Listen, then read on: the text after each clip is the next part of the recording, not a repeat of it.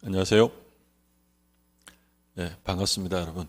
랜드 하나에서 민법을 강의하는 최희대라고 합니다. 여러분 만나 뵙게 돼서 반갑고요. 이번에 저희가 준비한 과정은 올인원 과정입니다. 그래서 공부에 좀 경험이 있으셨던 분들이 비교적 짧은 시간 내에 또 공부할 시간이 좀 부족하신 경우도 많잖아요.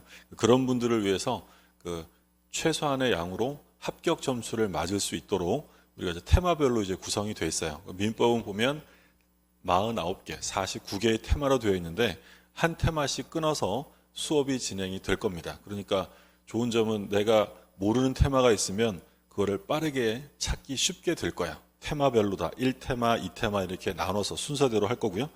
그러다 보면 어떤 양이 좀 얼마 안 되는 테마는 짧게 끝날 수도 있고 양이 좀 긴 테마는 좀 길어질 수도 있어요. 그렇지만 아무래도 테마별로 되어 있는 게 공부하시기에 좀 더 용이하실 것 같아서 테마별로 강의를 진행하도록 하겠습니다. 자, 첫 번째 테마를 볼게요. 권리 변동과 법률행위 종류. 우리 이제 민총 처음 들어가면 권리 변동이랑 법률행위 종류가 나오는데, 그러니까 이게 집중적으로 출제되는 파트는 아니지만 그래도 이제 권리 변동이나 또는 법률행위 종류가 민법 1번, 그러니까 41번 문제로 출제되는 경우들이 가끔 있죠. 이 내용들을 이제 정리할 텐데, 일단 정리를 좀 하고 교재를 통해서 확인을 해 보도록 하겠습니다. 자, 그래서 법률행위 종류를 보는데 일단 우리가 법률행위라는 것은 가장 중요한 게 뭐였냐면 이 법률행위는 반드시 의사표시가 있어야 한다라고 했어요.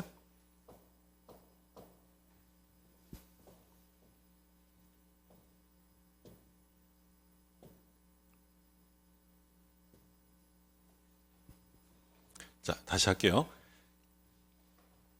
법률행위 이제 종류를 보는데 이 법률행위라는 것은 가장 기본적인 것이 당사자의 의사표시가 있어야만 법률행위다라고 불렀어요. 의사표시 없는 법률행위라는 건 존재할 수가 없어요. 그래서 법률행위 종류를 나눌 때도 가장 첫 번째 기준이 되는 것이 바로 의사표시의 방향과 수에 따른 구별입니다. 그러면 첫 번째는 서로 대립하는 의사표시가 합치되어서 이루어지는 법률행위가 있죠. 그걸 우리가 계약이다라고 해요.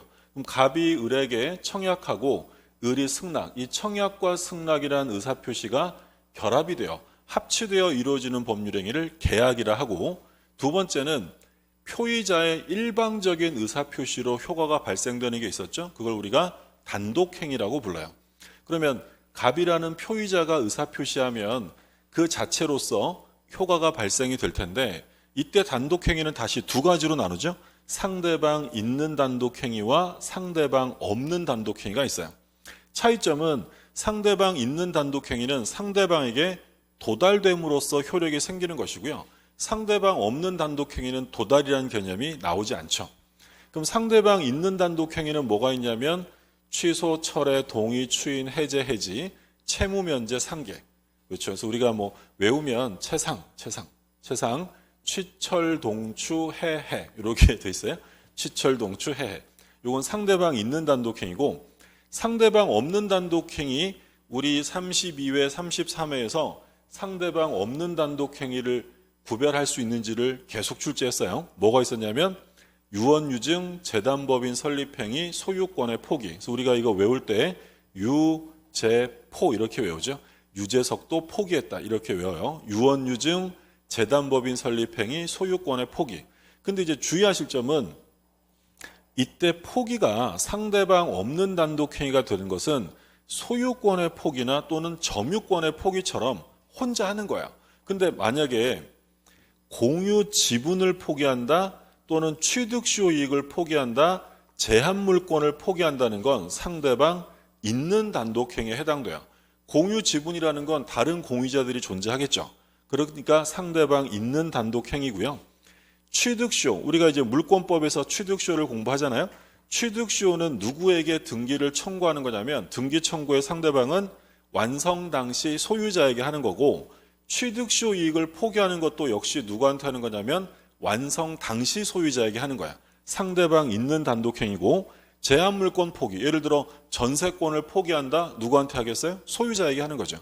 그래서 요거는 포기란 말이 들어가 있지만 요건 상대방 있는 단독행위라는 점을 주의하시고, 그리고 또 법률행위 유형 세 번째로는 합동행위라는 게 있어요. 그러니까 합동행위라는 건 서로 대립하지 않는 의사표시가 평행적, 구심적으로 모이는 걸 합동행위라고 해요. 그러니까 대표적으로 뭐 있어요? 사단법인 설립행위.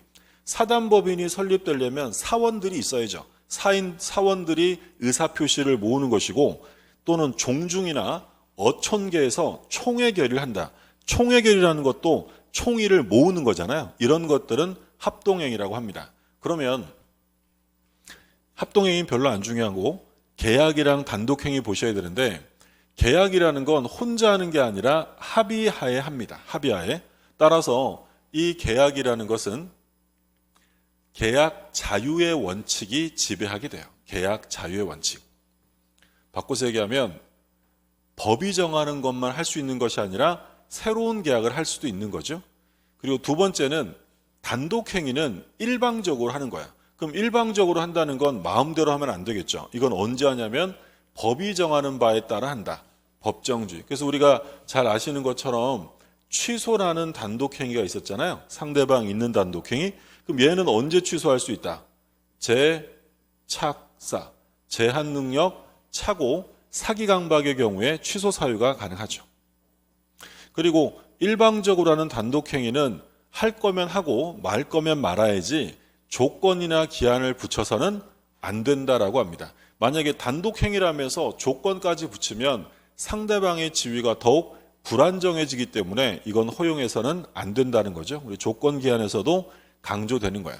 그래서 첫 번째는 법률행위 종류가 무엇에 따라 구별한 거냐면 의사표시의 방향과 수에 따라 구별한 거예요. 그 다음에 두 번째는 이행의 문제에 따라 구별하는 경우가 있어요. 그럼 이행의 문제에 따라 구별하는 건 어떤 법률행위를 했을 때 앞으로 이행의 문제가 남느냐 남지 않느냐의 문제인데, 이행의 문제를 남기는 행위를 채권행위라고 합니다. 그리고 이행의 문제가 채권행위라는 건 이행의 문제를 남기기 때문에 뭐라고도 부르냐면 의무부담행위라고 불러요. 대표적으로 각종 계약들이죠. 매매, 교환, 증여. 이런 매매나 교환, 증여 계약을 하면 앞으로 이행의 문제가 남는 거죠. 예를 들어서 갑이 을이랑 매매 계약을 했어요. 매매 계약. 이게 채권행위예요. 그럼 매매 계약을 했다면 갑은 을에게 나중에 소유권을 넘겨주고 을도 돈을 줘야죠. 그러면 이행의 문제를 남기는 채권행위가 됩니다. 근데 갑이 을에게 소유권 이전 등기를 해줬어요. 자, 그러면 소유권을 이전했다. 이전 행위를 했다면 앞으로 이행의 문제가 남지 않습니다. 그걸 뭐라고요?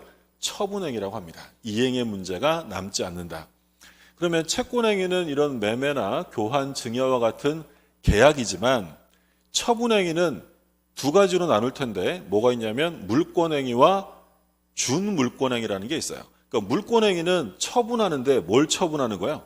물권을. 그럼 우리 물권은 기본적으로 8가지 물권 있잖아요. 그러면 소유권 이전행위 또는 저당권, 지상권 설정행위는 이행의 문제를 남기지 않는 물권행위, 처분행위입니다. 근데 준물권행위라는 건 얘도 처분행위이긴 하죠.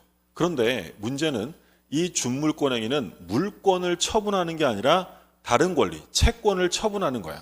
그래서 채권 양도, 채무 면제 또는 지식재산권의 양도예요. 예를 들어 갑이 을한테 1억 받을 게 있는데 갑이 을한테 야 1억 원 면제야 라고 채무를 면제해 줬대요. 그럼 채무를 면제하면 앞으로 이행의 문제가 남는다 없다? 없어지는 거예요. 그러면 채무 면제는 처분행위에 속하는 거지만 얘가 처분한 건 물권이 아니라 뭐예요? 채권이죠. 채권을 양도했다, 채무를 면제했다. 지식재산권이라는 건 뭐 우리가 아는 것처럼 특허권, 뭐 실용신안권, 의장권 이런 것들도 물권은 아니기 때문에 준물권행위라고 이름을 붙인 거야. 이번 시험에 출제가 됐었죠. 이 채무면 채권 양도는 준물권행위로서 처분행위에 속한다는 것이 출제가 됐고, 개념은 잡히셨죠. 채권행위는 각종 계약을 했으니까 이행을 해야 한다. 채권행위, 의무부담행위고, 처분행위라는 건 이행의 문제를 남기지 않는데 물권을 처분하는 물권행위가 있고, 다른 권리, 채권을 처분하는 준물권행위도 역시 처분행위에 속합니다. 자, 그럼 이제 수험상으로 조심하실 점은 무권리자가 행위를 했을 때 어떻게 볼 것이냐라는 문제예요. 여기서 부동산이 있어요. 부동산이 있는데 갑이을에게 이 부동산을 파는 매매 계약을 했대. 근데 이게 나중에 봤더니 소유자가 병인 거예요. 이걸 뭐라고요? 타인 권리 매매라고 부르죠. 그러면 타인 부동산에 대해서 매매 계약을 했다, 채권 행위를 했다는 거죠. 유효해요, 무효해요? 이거는 유효하죠. 어차피 갑은 약속한 날에 소유권을 이전해 주면 되기 때문에 갑은 어떻게 사서 넘겨주면 되는 거야. 그러니까 무권리자가 채권 행위했다. 이 무권리자의 채권 행위는 유효하다. 우리민법 569조에서 타인 소유 부동산의 매매가 유효하다라는 거죠. 우리민법 569조에 타인 권리 매매를 규정합니다. 이번 시험에 이것도 출제가 됐었고요. 근데 권리가 없는 애가 매매 계약을 하는 걸 넘어서서 아예 소유권 이전 등기를 해줬대요. 그럼 얘가 소유권 이전했다는 건 이 무권리자가 채권행위한 거예요? 처분행위한 거야? 이거는 처분행위입니다. 자, 그러면 무권리자가 권리도 없이 남의 부동산을 처분했다면 요건 유효일까요? 무효일까요? 이건 무효입니다. 그래서 무권리자의 처분행위는 무효에 해당이 돼요. 구별 잘 해두시고 계약은 소유자가 아니라도 할 수 있는 거야. 근데 물권을 처분한다는 건 반드시 소유권이 있어야만, 처분권이 있어야만 할 수 있고요. 그럼 만약에 무권리자가 처분행위를 하면 무효인데 나중에 권리자가 이를 알고 추인해 줄 수 있겠죠? 권리자가 알고 추인해 주면 이 계약은 유효가 됩니다. 다만 조심하실 점은 이 처분행위는 언제부터 유효가 되냐면 소급해서 처음부터 유효한 것이 된다라는 게 판례 입장이에요. 소급표 있다는 점 조심하시고, 이번 시험에도 여기 출제가 됐죠? 무권리자 처분행위는 무효인데 권리자가 추인하면 처음부터 유효한 것으로 인정해 줍니다. 그래서 지금은 법률행위 종류를 먼저 봤어요. 법률행위 종류에 따라서 무엇을 기준으로 나눈다고 했냐면 의사표시에 따라 계약, 단독행위, 합동행위. 단독행위는 상대방 있는 거랑 없는 거랑 나눴었고, 그리고 이행의 문제에 따라 구별하면 채권행위와 처분행위가 있어요. 이게 가장 기본적인 구별이고요. 그러면 이러한 법률행위를 하게 되면 권리가 변동될 거야. 그럼 법률행위는 권리를 변동시키는 법률 요건인데 이 법률행위라는 것은 무엇에 의해서 효과를 발생시키는 거예요? 법률행위는 권리를 변동시킬 텐데 얘는 무엇에 따라 법률 효과가 생기는 거냐면 의사표시에 따라. 법률행위는 반드시 뭐가 있다? 의사표시가 있다. 근데 준법률행위라는 것도 있죠. 그럼 이 준법률행위라는 건 법률행위가 아니잖아요. 그러면 이건 의사표시에 따라 효과가 생기는 것이 아니라 얘는 법률 규정에 따라 법률 효과가 발생이 돼요. 그럼 결국 권리를 변동시키는 건 둘 중에 하나입니다. 의사표시로 법률행위로 변동될 수도 있고 법률 규정으로 변동될 수도 있어요. 그럼 이게 물권법에 가면 뭐라고 나와요? 물권 변동으로 나오죠. 그럼 부동산 물권 변동을 시키는 원인도 둘 중에 하나입니다. 법률행위냐, 법률 규정이냐. 그럼 법률행위로 부동산 물권이 변동됐다? 뭘 해야 돼? 등기해야죠. 근데 법률 규정으로 변동되면 등기를 하지 않아도 변동이 생기게 됩니다. 자, 그래서 권리 변동을 발생시키는 법률행위 종류를 본 거고, 그럼 먼저 이제 권리 변동의 모습이 우리 교재에서 먼저 소개되어 있어요. 그러면 권리의 변동이라는 건 권리의 득실 변경이에요. 권리의 득실 변경. 권리의 취득, 상실 변경을 말하죠. 권리 변동이라는 건 권리의 취득, 권리의 변경, 권리의 상실, 소멸이에요. 상실, 소멸. 득실 변경 이렇게 얘기합니다. 그러면 일단 뼈대만 좀 보면 권리를 취득하는 모습은 뭐가 있냐면 원시 취득이 있고 승계 취득이 있죠. 원시 취득은 최초 취득을 말하는 거고 승계 취득은 전주의 권리를 승계하는 거야. 이때 승계하는 모습은 이전적인 승계가 있고 설정적인 승계가 있어요. 우리가 보통 저당권을 뭐 한다고요? 설정한다 라고 하죠. 전세권을 설정한다. 이번 시험에는 뭐 쉽게 나왔는데 저당권 편에서 뭐가 출제가 됐었냐면 저당권의 설정은 권리의 이전적 승계에 해당한다. OX예요. 틀렸죠? 이전적 승계가 아니라 설정적 승계야. 그러니까 이전적 승계라는 것은 다시 특정 승계와 포괄 승계가 있어요. 특정 승계는 뭐 대표적으로 매매 같은 거 딱 정해진 것만 넘어가는 거고, 포괄 승계는 뭐 밑에 나오겠지만 얘는 꼭 기억하셔야죠. 포괄 승계는 상속, 포괄 유증, 합병 이런 것들이 나올 거고요. 그리고 이제 권리가 변경되는 모습이 있고 권리가 소멸되는 모습이 있어요. 뭐 권리의 변경도 뭐 주체의 변경, 내용의 변경, 작용의 변경이 있고, 소멸은 절대적인 경우와 상대적인 경우로 나누게 됩니다. 이게 권리의 변동이에요. 근데 좀 전에 보신 것처럼 이러한 권리 변동을 발생시키는 원인이 뭐라고요? 권리 변동을 발생시키는 건 법률 요건인데, 이 요건은 법률 행위도 있고 법률 규정으로 변동되는 경우도 있더라라는 거죠. 그러면 먼저 우리 교재 보시면 원시 취득이 나옵니다. 원시 취득. 최초 취득이죠. 그러면 대표적으로 원시 취득은 뭐가 있어요? 신축. 건물을 신축했다, 또 무주물을 선점했다, 유실물을 습득했다, 매장물을 발견했다. 이런 것들은 전부 다 원시 취득이고요. 그리고 제일 중요한 거 취득시효죠. 취득시효는 원시 취득. 선의 취득은 뭐 동산에만 적용되기 때문에 우리 시험에는 출제가 거의 안 되고, 첨부, 대표적으로 우리 부합 많이 보잖아요. 부합. 이런 것들은 원시 취득입니다. 그러면 여기서 조심하셔야 되는, 시험에 가끔씩 나오는 건 건물 신축 중요하고요. 그리고 선점 이 정도까지 봐두셔야 되고, 제일 중요한 게 뭐라고요? 시효 취득이에요. 시효 취득. 그러면 이게 만약에 원시 취득이라면 전주에게 달려있던 제한적 권리가 전부 다 승계될까요? 소멸되는 거야. 소멸되겠죠. 내가 최초로 취득하니까 전주에게 달려있던 제한적 권리는 소멸된다. 그래서 우리가 중요하게 보는 게 취득시효입니다. 취득시효에 가면 시효 취득자가 등기함으로써 권리를 취득하게 되죠. 그럼 권리를 취득하게 되면 종전에 달려있던 제한 물권들은 원칙적으로 모두 다 소멸되고, 시효 취득한 자가 깨끗한 권리를 취득하는 모습으로 나타나게 됩니다. 그게 이제 원시 취득이고, 그 다음에 승계 취득이 나오죠. 승계 취득은 말씀드린 것처럼 이전적 승계랑 뭐로 나눠요? 설정적 승계로 나눠요. 근데 요 이전적 승계는 특정 승계와 포괄 승계가 있다. 자, 특정 승계는 뭐 일반적인 매매 교환 증여. 쉽게 얘기하면 뭐예요? 와장창 넘어가는 게 아니라 특정된 것만 넘어가는 거예요. 매매했다?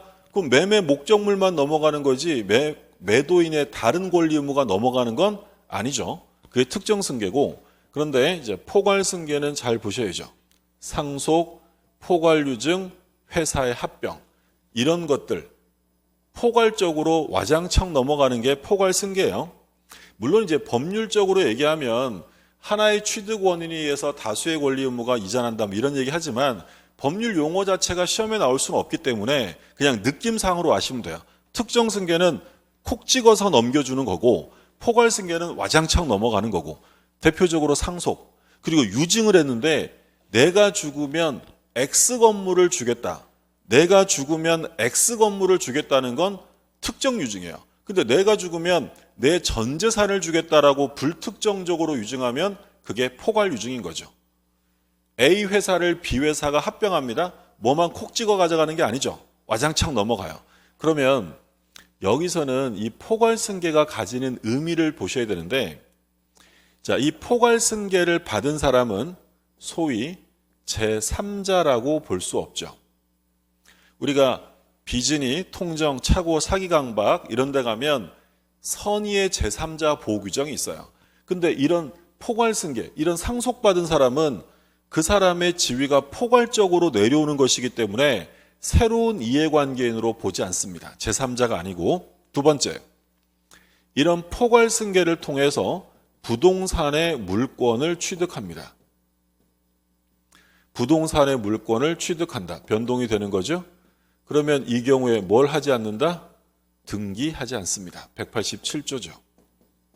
187조 상속, 공용징수, 판결 경매, 기타 법률 규정에 의한 부동산 물권의 취득은 등기를 요하지 않는다라고 할 때 제일 먼저 나오는 상속은 포괄 승계를 칭하는 거고요. 상속뿐만 아니라 포괄 유증, 회사 합병 전부 다 등기 없이 변동됩니다. 그래서 이제 우리가 상속받았다, 포괄 승계가 되었다라고 하면 두 가지가 떠올라야 돼요. 얘는 보호받는 제3자는 될 수 없구나. 두 번째, 부동산 물권 변동에서 등기를 필요로 하지 않는구나라고 기억하시면 되고요. 설정적 승계는 나온 것처럼 지상권, 지역권, 전세권 이런 것들 제한 물권을 설정하는 거죠. 권리의 변경. 자, 권리의 변경은 시험에 나온 적은 딱 요것만 나온 적이 있어요. 작용의 변경. 주체가 변경됐대요. 권리의 주체가 갑인데 을로 바뀌었대. 그러면 위에 나왔던 이전적 승계의 결과입니다. 이전적 승계가 되면 주체가 갑에서 을로 바뀌는 거죠. 특정 승계든 포괄 승계든 똑같아요. 이전적 승계는 특정 승계와 포괄 승계가 있는데 어찌되었건 이전 승계가 생기면 주체가 달라지고, 내용의 변경은 따라 안 보셔도 되고, 작용의 변경, 얘는 이름 잘 보셔야 되는데 작용의 변경이라고도 하고요, 효력의 변경이라고도 불러요. 같은 말이라는 거 기억하시고. 그러면 이건 작용의 변경이라는 건 권리의 힘이 강화된 것을 말하는데, 2번 저당권이었던 게 1번 저당권이 소멸하면 순위가 승진되죠. 순위가 승진된다. 또 임차권은 채권인데 등기했더니 뭐가 생겨요? 대항력이 생긴다. 마치 물권처럼 힘이 강화된다고 해서 이걸 우리가 채권의 물권화 현상이다라고 불렀던 거예요. 이런 것들을 작용의 변경, 효력의 변경이라고 불러요. 자, 권리가 소멸되는 모습은 절대적과 상대적이 있는데, 절대적이라는 건 이 세상에서 권리가 없어지는 거죠. 대표적으로 목적물이 멸실되었다, 또는 소멸시효가 완성되어 권리가 없어졌다. 목적물이 멸실되면 저에게서만 소유권이 없어지는 게 아니죠. 전부 다 모든 사람에게 이 세상에서 그 목적물의 소유권은 존재하지 않아요. 근데 상대적 소멸이라는 건 제가 매매를 했어요. 매매를 해서 소유권을 넘기면 제 소유권이 상실되는데 이 세상에서 사라지는 게 아니라 저에게서만 없어지죠. 그걸 상대적 소멸이라 하고, 위에서 봤던 이전적 승계가 됩니다. 이전적 승계. 권리가 이전되면 제 소유권이 없어지지만 이 세상에서 절대적으로 없어지는 게 아니라 다른 자에게 넘어갔다라는 거죠. 그래서 지금 보시는 것처럼 권리의 발생, 변경, 소멸, 이걸 권리의 변동이다라고 불렀고요. 이러한 권리를 변동시키는 대표적인 게 법률 행위와 법률 규정이에요. 그럼 우리가 좀 전에 PPT로 본 게 법률 행위 종류인데, 기준 첫 번째가 뭐였어요? 의사표시에 따라서. 그래서 계약 단독행위인데 단독행위가 먼저 나와 있죠. 단독행위는 상대방 있는 단독행위와 상대방 없는 단독행위가 있습니다. 그래서 상대방 있는 단독행위는 우리 교재에 쭉 나와 있는 것처럼 여러 가지가 있고, 우리가 아까 봤던 건 채상, 취철동추, 해해 이런 것들이 있었고, 근데 주의하시라고 한 건 여기 취득시효이익의 포기, 요거 조심하시고, 그리고 공유지분의 포기도 조심하셔야 돼요. 이건 각각 다 출제가 됐던 거예요. 공유지분의 포기, 이런 것들은 상대방 있는 단독행위에 해당이 됩니다. 상대방 없는 단독행위 중요하다고 했죠. 유언유증, 재단법인 설립행위, 소유권의 포기가 대표적입니다. 그 다음에 단독행위의 특징이 나와 있는데, 단독행위는 말씀드린 것처럼 일방적으로 효과가 발생돼요. 그러니까 단독행위에는 원칙적으로 조건이나 기한을 붙일 수 없습니다. 조심하시고, 그리고 아까 우리가 뭐 봤어요? 단독행위는 자기가 하고 싶다고 할 수 있는 게 아니라 그랬죠? 단독행위는 기본적으로 법정주의입니다. 법이 정할 때 하는 것이다. 계약이 마음에 안 든다고 내 마음대로 막 취소시킬 수 없잖아요. 취소는 언제만 한다고요? 재착사, 제한능력, 착오, 사기강박의 경우에 합니다.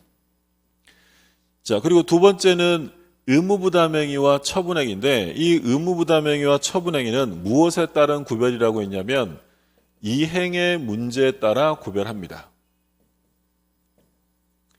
이행의 문제가 남으면 의무부담행위, 이걸 뭐라고 했어요? 채권행위라고 불렀고요. 그리고 이행의 문제가 남지 않는 것을 처분행위라고 한 거죠. 그러면 채권행위 나오죠. 매매, 교환, 임대차 이런 계약들은 채권행위고요. 그리고 처분권이 없어도요. 의무부담행위, 즉 채권행위는 얼마든지 할 수 있습니다. 따라서 타인 물건을 매매한 경우에 매매계약은 무효가 아니라 유효하다라고 했죠. 그 다음에 2번 처분행위입니다. 처분행위. 자, 처분행위는 이행의 문제를 남기지 않는다라고 했죠. 물권행위와 뭐가 있다고 그랬어요? 물권행위와 준물권행위. 물권행위는 말 그대로 물권을 처분하는 거예요. 소유권 이전 또는 뭐 전세권, 저당권과 같은 설정행위 이런 거고, 준물권행위는 채권양도 채무면제처럼 물권이 아닌 권리를 처분하는 것, 채권 처분하는 거였고요. 자, 밑에 거 조심하셔야죠. 처분행위는 아무나 못합니다. 처분권 있는 자만이 할 수 있고 처분권 없는 자의 처분행위는 무효다. 근데 아까 우리 이어서 본 게 뭐 있었냐면 처분권 없는 자의 처분행위는 무효인데 나중에 권리자가 추인하면 어떻게 된다 그랬어요? 처음부터 소급하여 유효가 된다라고 했죠. 보시고 출연행위와 비출연행위는 예전에 한번 나온 적은 있는데 가볍게 보시면 돼요. 출연행위라는 건 나의 재산이 감소되고 그로 인해서 타인의 재산이 증가되는 법률행위를 말합니다. 이게 가장 대표적이에요. 뭐 어떤 게 있냐면 예를 들어 증여하면 나의 재산은 감소되고 그로 인해 상대방의 재산이 증가되죠. 매매도 마찬가지고. 그런데 비출연행위는 보시는 것처럼 내 재산이 감소되지 않거나 감소되었다 하더라도 상대방의 재산 증가와 상관없으면 그건 비출연이에요. 대리권 수여행위. 대리권 수여한다고 내 재산이 감소되는 거 아니죠? 비출연이고요. 소유권을 제가 포기합니다. 그럼 제 재산은 감소될 거예요. 근데 그로 인해서 증가되는 상대방의 재산이 증가되는 건 아니기 때문에 이런 것들은 비출연행위라고 부르는 거죠. 출연행위와 비출연행위는 가볍게 확인만 하고 넘어가시면 돼요. 중요한 건 두 개. 의사표시에 따라 구별하는 거, 계약, 단독행위, 합동행위. 두 번째는 이행의 문제에 따라 구별하는 거, 채권행위와 처분행위가 있더라. 자, 그 다음에 준법률행위가 있어요. 자, 좀 전에 우리 뭐라 그랬어요? 권리를 변동시키는 건 법률행위나 법률 규정이라고 했죠. 그러면 이 준법률행위라는 건 법률행위는 아니지만 법률행위에 준하게 권리를 변동시킵니다. 그러면 대표적으로 의사의 통지와 관념의 통지가 있는데 의사의 통지는 각종 뭐가 있다? 최고, 거절이 있어요. 관념의 통지는 각종 통지나 승인, 승낙이 있어요. 그래서 이거 우리 외울 때는 이런 건 뭐 사실 단순 암기사항입니다. 의최거, 관통승 이렇게 외워요. 또는 뭐라고도 하냐면 최고의 의사가 거절했다. 또는 뭐 전쟁터에 나가서 관통상을 입었다. 뭐 이렇게 외우기도 하고요. 근데 이거 가끔 출제가 되는데 일단 개념 잡아두실 게 이 준법률행위라는 건 권리가 변동됩니다. 변동되는데 얘는 무엇에 따라 변동이 된다고요? 법률 규정에 따라 변동이 돼요. 내가 원해서 변동되는 게 아니라, 그러니까 내가 원해서 변동되는 건 법률 행위로 인한 변동이고 준법률 행위는 법률 규정에 의한 변동이다. 끝에 최고란 말 써 있으면 관념의 통지라고 써 있으면 틀리겠죠? 무권대리인 상대방의 최고, 이건 뭐야? 최고니까 의사의 통지예요. 또는 사원총회 소집의 통지란 말 들어가면 관념의 통지예요. 그러니까 요거는 단순히 그냥 암기하고 넘어가셔야지 이게 뭔지 고민하실 필요는 없어요. 의최고, 관통승, 끝 이렇게 나오는 거예요. 자, 그래서 우리 테마 1을 봤어요. 그럼 테마 1에 해당되는 문제를 좀 볼게요. 기출문제 그리고 이제 예상문제로 구성이 되어 있는데 잘못 짝지어진 것을 찾으래요. 저당권의 설정. 무슨 승계라고 해야 돼요? 이런 문제 나오면 뭐 땡큐죠. 이전적 승계가 아니라 설정적 승계죠. 아예 답을 가르쳐주고 있잖아요. 저당권의 설정은 이전적 승계가 아니라 설정적 승계고 소유권의 포기, 상대방 없는 단독행위, 유제포, 유언유증, 재단법인 설립행위, 소유권의 포기. 3번 청약자가 하는 승낙연착에 뭐가 나왔어요? 통지. 끝에 통지란 말 써 있으면 뭐라고요? 관념의 통지. 의최고, 관통승 이렇게 본 거고 무주물의 선점, 원시 취득이죠. 신축, 선점, 습득 이런 것들. 자, 5번은 뭐예요? 무권 대리에서 추인 여부에 대한 최고네, 최고. 최고는 뭐다? 의사의 통지다. 그러면 틀린 지문은 1번이고요. 그 다음에 2번 보세요. 33의 기출이고 상대방 없는 단독행위에 해당하는 것은 유, 제, 포. 그러면 대각선으로 씩 봤더니 유증이 눈에 들어오네. 정답 4번.